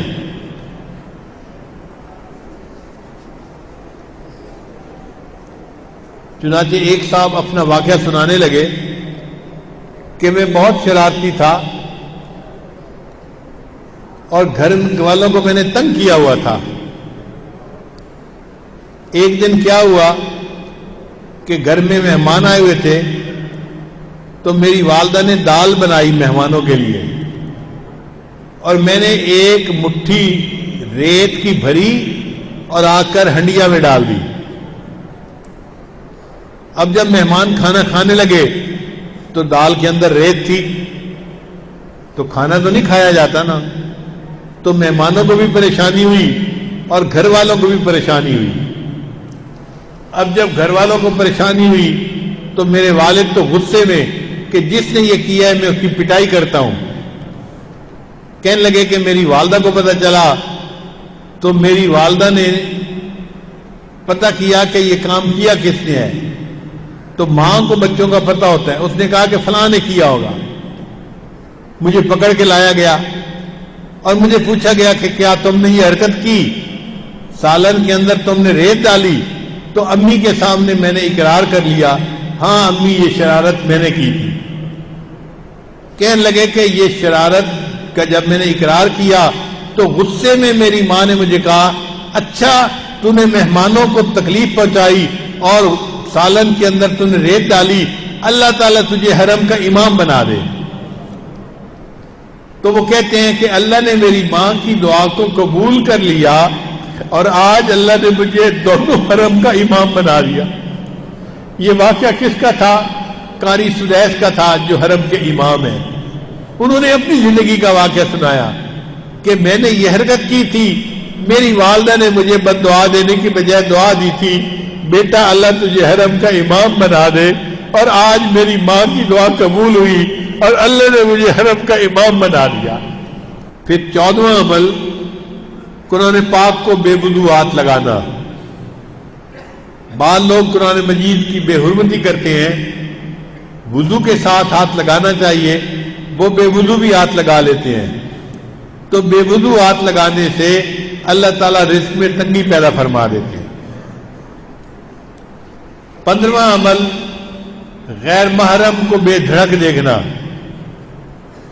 بعض نوجوان سمجھتے ہیں کہ ہوتا تو کچھ نہیں, تو غیر محرم کو دیکھو مزے اڑاؤ.